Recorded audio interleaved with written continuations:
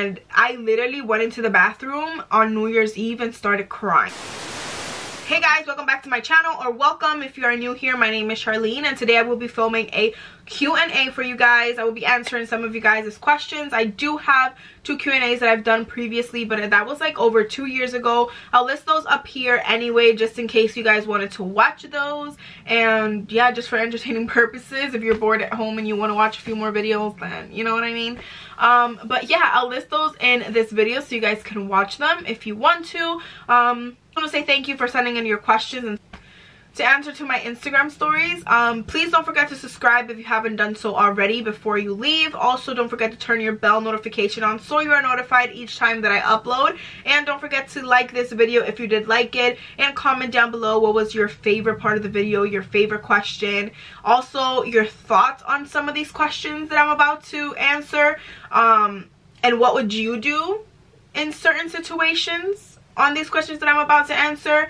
Like, you know what I mean? I have a certain advice, but I'm pretty sure we can all give advice to whoever is asking the question. So I want you to do that down below. If there's something that really touches your soul, you know what I mean, and you're like you're hand on hand with that, and you have something to say about it, I definitely want you to comment down below. So yeah, that's all I have to say for right now. Let's jump right into this question and answer Q&A. So the first question is, do you want to get married one day? No. No, I'm joking. I'm joking. Yes, I do. To be completely honest with you, I've never been the type of person that's like, oh my god, I'm putting like my dream dress on Pinterest, or like the decorations that I want, or like what my bridesmaids are gonna wear, like what color they're going for, like what color I'm going for as my theme. Like, I just know that I want everything to be like white. Like, that's my thing. I love white. So I know that's one thing, but I've never been the type of girl who really like plans out her every detail for her wedding, or is like so like anxious for that. I'm kind of like the type of girl that I'm just like, whenever it happens, it happens, and when it's meant to happen, it will happen, you know what I mean? So someone else asked, how did you meet your boyfriend? Love you guys together. Oh, thank you so much. So I met my boyfriend because we have mutual families, and by mutual families I don't mean like he's my cousin. No, not that. I mean like his family and my family are friends. So that's how I met him, pretty much, by going to like family parties and stuff like that. Like, he would be there sometimes. And this is such a like crazy and weird story, because when he was little, he was legit like the flower boy, or like the ring boy, in my sister's like first wedding when she was like 18. Him and his cousin, which is like so weird to me, like how the universe works. I've known him since we were like really little, pretty much, because like our families have been friends. So next question is, how did you get better at YouTube? Girl, I saw your first video. You've come a long way, sis. My first video is so trash. Like, well, honestly, I'm not gonna say it's trash, because it has a really big like space like in my heart, because that was like the first video ever that I took, that was like the first initiative that I took to like, you know, have the courage to like sit in front of a camera and talk to literally air, like what I'm doing right now. Like, I'm talking to you guys at your screen when you're home, but like right now there's no one in here, like I'm talking to air. So that itself was just like nerve-wracking. Like, I'm so awkward in that video, and you can tell that I'm uncomfortable, you know what I mean? But that's what it takes. Like, I feel like in order for you to get somewhere in life, you have to get uncomfortable, and in that video you could clearly see that I'm uncomfortable, but it's taken me to like the person that I am now. Because I used to be a really shy person, and I used to not talk to anybody or nothing like that. Like, I would never talk to nobody. I would never do like aspire to like be anything else but go to school, pretty much. That was kind of like who I was as a person back then, and I feel like YouTube really like broke my ice, in the sense that like I talk to a camera with no problem, you know what I mean? And I'm so much more like upbeat, and I show my personality more.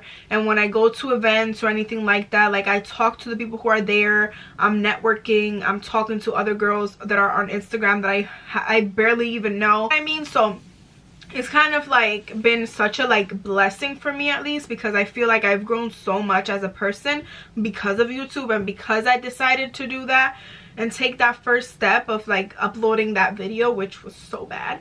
But that's not the point here. The lesson is that if you want to do something like YouTube and it scares you, I say go ahead and do it. Your first video, second video, third video might be like super whack, but who cares? As long as you're proud of it and you evolve from it and you grow from it and you make yourself a better person and you grow with the process, that's all that matters. And I feel like that's what I've done, and I feel like that's still what I need to do. Like there's so much growing that I need to do, and there's so much, like, not even with numbers, I'm talking about like personally, like your personality and your way of being. I feel like I still need to grow so much more, but at the end of the day, I am very thankful for where I am right now as a person, you know what I mean? Like I've grown so much from that video to now that it's just like insane. It's like a whole like 360, a whole new person. Like, yeah. Her other question was, because I totally forgot to answer it, how did I get better? I feel like I got better by filming more, like filming all the time, editing all the time, watching myself on a screen, seeing myself in a camera, like talking to a camera. That's how I got better, because I used to like stutter a lot, and I still do this and I still say a lot, but I used to say all the time, and people used to come at me so hard for that. Oh, there we go again. Like now it's just gonna stick to my vocabulary forever.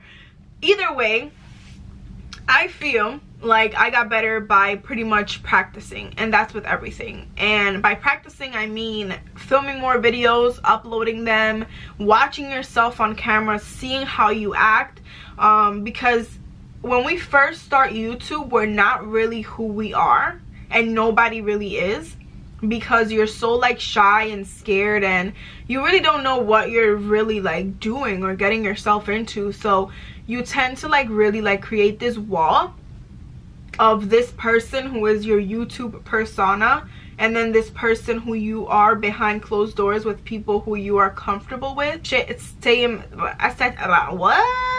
tend to stay in my little shell, and I don't come out until it's like broken, you know what I mean? So I know it's like this for a lot of people, and this is why some people always say like, oh my god, you've changed so much. It's not that the person has changed, it's just that they're showing you who they really are now, because they feel comfortable enough to do that on camera, talking to themselves. What keeps me going besides like the challenges, to be completely honest, it's just my love for the YouTube and the special attachment that I have to it, that it pretty much molded me to kind of like the person that I am right now. Like I've grown thick skin when it comes to YouTube, because I never would thought that I would get mean comments and I would just like brush them off. Like normally I'm a very sensitive person, so I would like, when I first started getting like mean comments, I would cry about them. Like I remember this time, it was New Year's Eve. Like how can you forget New Year's Eve? It was New Year's Eve, and I had uploaded a picture on my Instagram, and a whole bunch of girls just came out of the nowhere and just started like writing mean shit on my picture. And I literally went into the bathroom on New Year's Eve and started crying. And that's the last day that I ever cried for a comment, because I was like, what are you doing? Like, you don't even know these people don't even know you.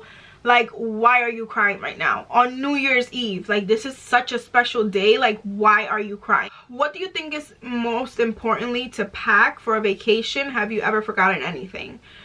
Oh my god. Most importantly to pack for a vacation for me has to be underwears, perfume, lotion, tanning lotion as well, so you don't get burned. Of course my makeup, but to be completely honest, if I leave my makeup and I don't have to wear it, I won't. I've done that many times, like where I just bring like a little bit of makeup and I barely even use it because I just don't want to. What else? Oh, body wash. definitely shampoo, definitely conditioner, definitely a comb to brush your hair because they don't give you that. Definitely bring a toothbrush and also a toothpaste because they do not give you that. No matter what hotel you go to, it could be the fanciest hotel, they will not give you toothpaste, okay? So make sure that you get that. They always do have, like, you know, shops that they have, like the shopping little centers that they have inside of the hotel, but sometimes the hotels don't come with that. But I would just advise you to never forget toothpaste. Never, because that's like the main thing, okay? And for your information, that is the one thing that I have forgotten. But thank God that the place has like a little store where you can buy things like travel size, because that would have been so bad. But I've forgotten my toothpaste, and it's just kind of like when you go away, you're like, oh, I don't need that, you know what I mean? But yes, you do, girl. You need the toothpaste because they don't give you it. Next question is, I'm back on the dating scene and I have my eyes on this guy. I'm super afraid of rejection. Any suggestions? So first of all, good for you. I know going out there and trying to date people in this time and era of our lives is very like hard and complicated, because not every guy is the best anymore, you know what I mean? Like, it's just like really hard to be out there trying to date right now, because pretty much all these guys are just like fuck boys. Like, it's so bad, it's just horrible. Like, it's hard to like find a person who is genuinely interested in you and doesn't just want to like hook up with you. You know, rejection can be something that is really like hard to handle, but to be completely honest, I feel like if you are talking to this person and this person is talking to you, and you feel like you guys are feeling each other, maybe the feeling is mutual and he's also afraid of rejection, because guys also get afraid of being rejected by girls, to be completely honest. I just feel like maybe throw yourself out there and let him know how you feel, and let him know like, hey, like, you know what, like, I feel like I like you and I want to get to know you more. Or if you guys are already getting to know each other, like, hey, I feel like I like you and I feel like I want to, like, you know, take this to the next level, or, you know, work on taking it to the next level, or whatever the case may be. I just feel like you have to be honest and upfront. And the worst thing he could say is, oh, I'm not interested in you, you know what I mean? And whatever, life goes on. There's so many men out there, and so many good men that would kill to be with any of us, you know what I mean? So I feel like rejection is a scary thing, but I feel like you also need to throw yourself out there. If you don't, then you'll never know what was really meant to happen, you know what I mean? Like, if you don't go there and ask that guy, hey, I think we like each other, let's try this, or hey, I want to get to know you better, and I know you want to get to know me. Like, you'll never know if he actually did, and you never know what could come from it. Like, you never know if that person is gonna be the person you're gonna marry, or you never know if this person is going to be a person who's going to teach you like a beautiful lesson, or maybe a horrible lesson that you needed to learn. You know what I mean? Like, you just never know. And like I said, the worst thing he could say is, oh, I'm not interested in you like that. You know what I mean? That's the worst thing that can happen. But not even, because, girl, like I said, there's so many fishes in the sea, and we have options, honey. So, you know, don't restrict yourself, and don't feel some type of way if that person doesn't reciprocate your same feelings, because that's just life, and you just need to throw yourself out there and see what happens. And that's like my best advice.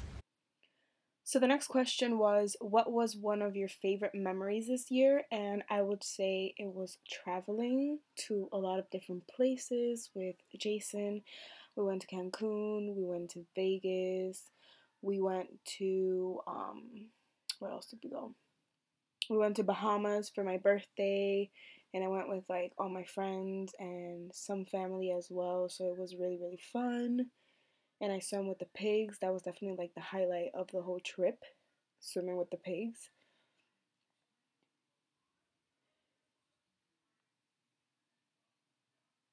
Definitely going to the Hamptons with Sexy Hair. That was one of my first brand trips ever, and I got to meet a whole bunch of like cool bloggers, and that was definitely like something super fun. Going to Dominican Republic again for like the second time in the year, taking some bomb ass pics, getting some warm ass weather. So yeah, I would have to say that was my favorite memory of the year. Favorite vacation spot. I would definitely have to say that my favorite vacation spot has to be Cancun, Mexico. I love it there. I've been there 4 times already, and I just love the people. I love the food. I love the beaches. That water is like everything. It's so beautiful and crystal clear. I definitely would have to say that is like my favorite place to vacation. So the next question is, how do you deal with your man's opinionated family that doesn't like you? First of all, no one asks for your opinion. No, I'm joking. This is something that's really hard because his family will always be part of him. At the end of the day, they are his family. So it's kind of like you need to come to a mutual like conversation when it comes to your partner and them. And what I mean by that is I feel like your partner, your boyfriend, needs to let them know what's up. Like, hey, this is the girl that I like or the girl that I love, and this is who I want to be with. So you need to keep your opinions to yourself and be more accepting. You know what I mean? Like, just have a talk with them about it and let him do that. You don't do that, because at the end of the day, they're just trying to quote unquote protect him from whatever they want to protect him, quote unquote. So I feel like it needs to come from the source, not you, because then it would become a bigger issue. Pretty much all the questions that I am answering today. I hope you guys enjoy these type of videos. If you do, then definitely let me know in the comments down below, and I'll make more, and we'll turn this kind of into like a thing where you guys can ask me for like advice on relationships, on careers, on whatever the case may be. I think I'm a pretty good advice giver, so my friends say. So hopefully I am for you too, because we're all friends here. So I really hope you guys enjoyed this video. I am going to go now. I'm super tired, but I love you so much, and I will see you guys on my next video. Bye.